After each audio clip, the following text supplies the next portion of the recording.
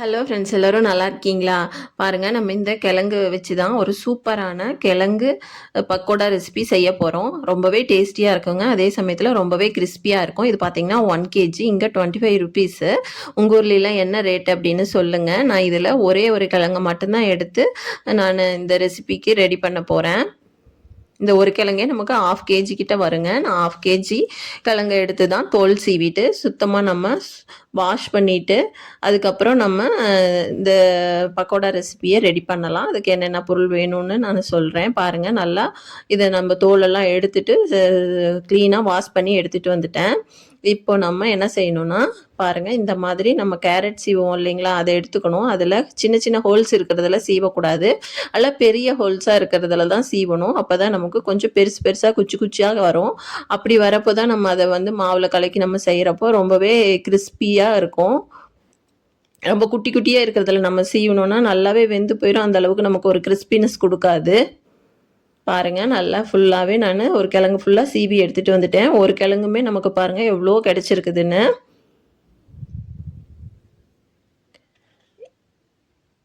அவ்வளோதாங்க, ஃபுல்லாகவே நான் சீவி எடுத்துட்டேன். இதை நம்ம ஒரு பவுலுக்கு மாற்றிக்கலாம். கொஞ்சம் பெரிய பாத்திரமாகவே எடுத்துக்கணுங்க. அப்போ தான் நம்ம மற்ற பொருள்லாம் போட்டு நல்லா மிக்ஸ் பண்ணுறதுக்கு சரியாக இருக்கும். அதுக்கப்புறம் பார்த்திங்கன்னா ஒரு 3 பெரிய வெங்காயம் நான் பொடிசாக நறுக்கி எடுத்து வச்சுருக்கேன். கறிவேப்பிலையும் நல்லா மெல்லிசாக கட் பண்ணி எடுத்து வச்சுருக்கேன். கறிவேப்பிலையும் முழுசாக போட வேணாங்க. இந்த மாதிரி நறுக்கி போடுறப்போ நம்ம வாயில் பட்டு ஒரு கசப்பு தன்மையும் கொடுக்காது. அதே சமயத்தில் குழந்தைங்கள்லாம் எடுத்து வச்சுருவாங்க இல்லைங்களா, பெரிய பெருசாக அப்படியே முழுசாக போட்டிருந்தோன்னா, இந்த மாதிரி நறுக்கி போட்டிருந்தோன்னா அப்படியே சாப்பிட்ருவாங்க, எடுத்து வைக்க மாட்டாங்க. அதுக்கப்புறம் ஒரு 2 பச்சை மிளகாவும் பொடிசாக நறுக்கி எடுத்து வச்சுருக்கேன். அதுக்கப்புறம் பாருங்கள், ஒரு ஸ்பூன் ஜீரகம் எடுத்து வச்சுருக்கேன். இந்த ஜீரகத்துக்கு பதிலாக நீங்கள் சோம்பு கூட போட்டுக்கலாம். எனக்கு சீரக டேஸ்ட்டு பிடிக்கும், அதனால் எடுத்து வச்சுருக்கேன். உங்களுக்கு சோம்பு போட்டிங்கன்னா அப்படியே எக்ஸாக்டாக பக்கோடா டேஸ்ட்லேயே வரும், கடையில் விற்கிற மாதிரி. அதுக்கு அடுத்தது பார்த்திங்கன்னா பெருங்காயத்தூள், வரமிளகாத்தூள், அரிசி மாவு, கடலை மாவு, உப்பு, அதுக்கப்புறம் சும்மா ஒரு பிஞ்ச் அளவுக்கு நமக்கு சோடாப்பு, நம்ம இட்லிக்கெலாம் போடுவோம் இல்லைங்களா, அந்த சோடாப்பு தேவைப்படும். இவ்வளோதாங்க இந்த பக்கோடா செய்கிறதுக்கு தேவையான பொருள். நம்ம இப்போ இதெல்லாமே ஒன்று ஒன்றா நம்ம கிழங்கோட மிக்ஸ் பண்ணி நம்ம பக்கோடா மாவு ரெடி பண்ணிடலாங்க. பாருங்கள், நான் 2 கப்பு கடலை மாவு எடுத்துக்கிட்டேன். அதுக்கு 1 கப்பு அரிசி மாவு ஆட் பண்ணுறேன். கொஞ்சமாக ஒரு 2 பிஞ்ச் அளவுக்கு பெருங்காயத்தூள் எடுத்துக்கிட்டேங்க. அப்புறம் இதுக்கு நம்ம தேவையான அளவு உப்பு போட்டுக்கலாம். நான் உப்பு இப்போ கரெக்டாக தான் போட்டிருக்கேன். நம்ம ஃபுல்லாக மிக்ஸ் பண்ணினதுக்கப்புறம் டேஸ்ட் பண்ணி பார்த்துட்டு தேவைப்பட்டால் போட்டுக்கலாம். ஜீரகம் போடுறேங்க. ஜீரகத்துக்கு பதிலாக நீங்கள் சோம்பு போட்டுக்கோங்க, அதுவுமே ரொம்ப டேஸ்ட்டாக தான் இருக்கும். அப்படியே எக்ஸாக்டாக கடையில் விற்கிற பக்கோடா டேஸ்ட் வரணுன்னா நம்ம சோம்பு போட்டுக்கணுங்க. எங்களுக்கு சோம்பு வாயில் பட்டால் அது ஒரு மாதிரி பிடிக்கல, அதனால தான் நான் ஜீரகம் போடுறேன். நீங்கள் சோம்பு போட்டாலும் சரி, ஜீரகம் போட்டுக்கிட்டாலும் சரி, உங்கள் டேஸ்ட்டுக்கு தகுந்த மாதிரி போட்டுக்கோங்க. இப்போ நான் ஒரு 2 பிஞ்ச் அளவுக்கு சோடா உப்பு போட்டிருக்கிறேங்க. அதுக்கப்புறம் நம்ம நறுக்கி வச்சுருக்கோம் இல்லைங்களா, கறிவேப்பிலை, வெங்காயம், பச்சை மிளகாய், இது எல்லாமே இதுலேயே நம்ம கலந்துக்கலாம்.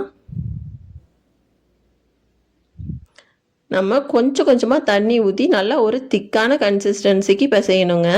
நான் சைட் பை சைடாக பாருங்கள், ஆயில் அடுப்பில் வச்சுட்டேன். ஆயில் காயறதுக்குள்ளே நம்ம மிக்ஸ் பண்ணுறதுக்கும் சரியாக இருக்கும். நான் ரொம்பவே குறைவான அளவு தாங்க ஆயில் ஊற்றி வச்சுருக்கேன். ஏன்னா நம்ம அடுப்பில் வச்சு நல்லா ஹீட் பண்ண ஆயிலை திரும்ப திரும்ப யூஸ் பண்ண வேண்டாம் அப்படின்னு சொல்கிறாங்க. அதுக்காக தான் குறைவான ஆயில் ஊற்றி நம்ம செஞ்சோன்னா போதும் அப்படின்னு கம்மியாக தான் ஆயில் போட்டு வச்சுருக்கேன். கொஞ்சம் கொஞ்சமாக தண்ணி ஊற்றி ஒரு நல்ல திக் கன்சிஸ்டன்சிக்கு நம்ம கொண்டு வந்துடலாம். பாருங்கள், இந்த மாதிரி ஒரு கன்சிஸ்டன்சிக்கு நம்ம கொண்டு வந்துடணும். நம்ம வீடியோவை ஃபுல்லாக பாருங்கள். உங்களுக்கு பிடிச்சிருந்தா ப்ளீஸ் நம்ம சேனலை சப்ஸ்கிரைப் பண்ணி சப்போர்ட் பண்ணுங்கள்.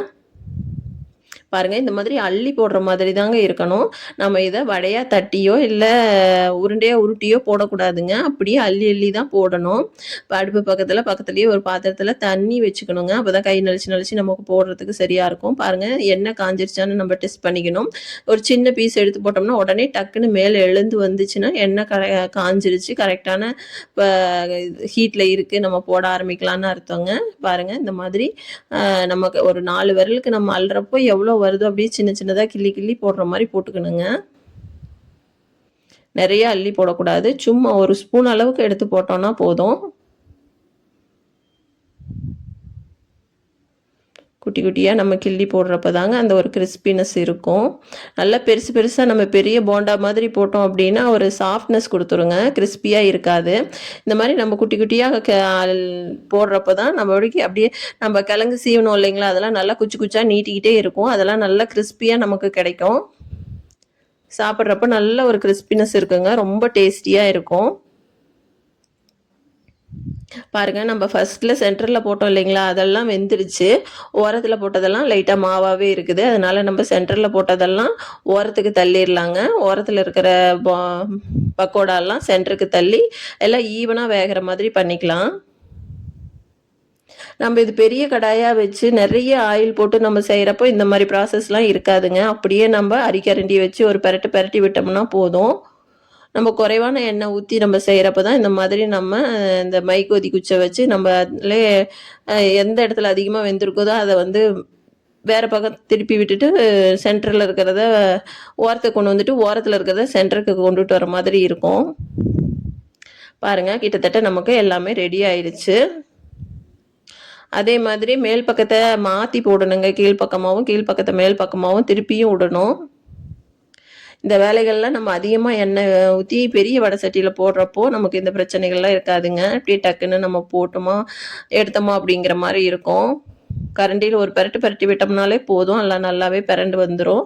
நம்ம இது வீட்டுக்கு ஒரு கச்சிதமாக எண்ணெய் ஊற்றி சின்ன கடாயில் போட்டு செய்கிறதுனால தாங்க இந்த வேலையெல்லாம். பாருங்கள், நமக்கு ரெடி ஆயிடுச்சு. இந்த மாதிரி ஒரு கோல்டன் ப்ரௌன் கலர் வந்ததுக்கப்புறம் நம்ம எடுத்துடலாம். இந்த வடை பார்த்திங்கன்னா ரொம்பவே டேஸ்ட்டாக இருக்குங்க. இந்த பக்கோடா நல்ல கிறிஸ்பியாக இருக்கும். ஒரு கப்பு காஃபியோட இதை நம்ம சாப்பிட்றப்போ அவ்வளோ ஒரு சூப்பராக இருக்குங்க.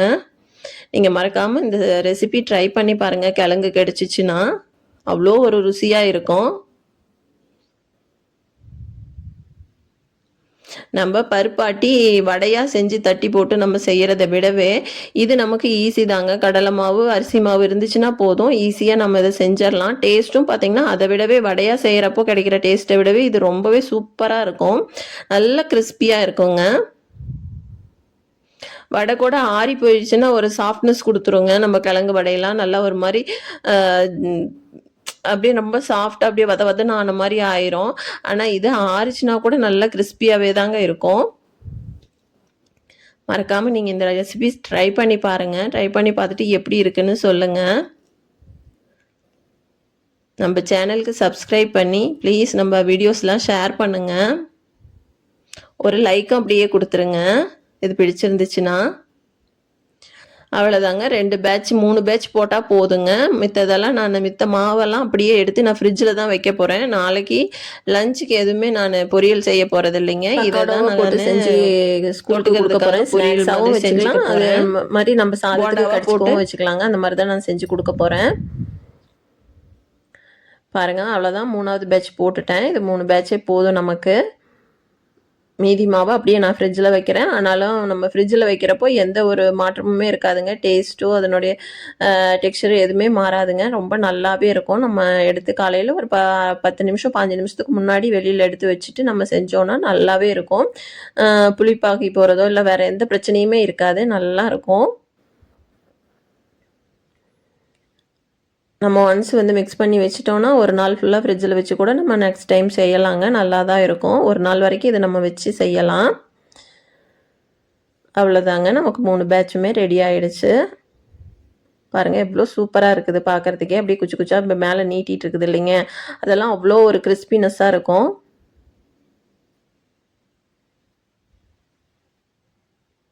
இந்த மாதிரி மோர் ரெசிபிஸ் வீடியோஸ்க்கு நம்ம சேனலை சப்ஸ்கிரைப் பண்ணிக்கோங்க. பாருங்கள், நம்ம ஃபுல்லாக ரெடி பண்ணியாச்சு.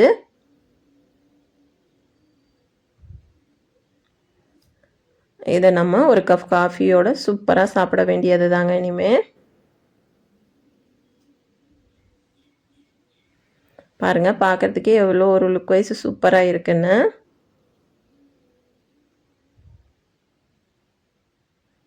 ரொம்பவே டேஸ்டியாக இருக்குங்க. நீங்கள் மறக்காமல் இதை ட்ரை பண்ணி பாருங்கள்.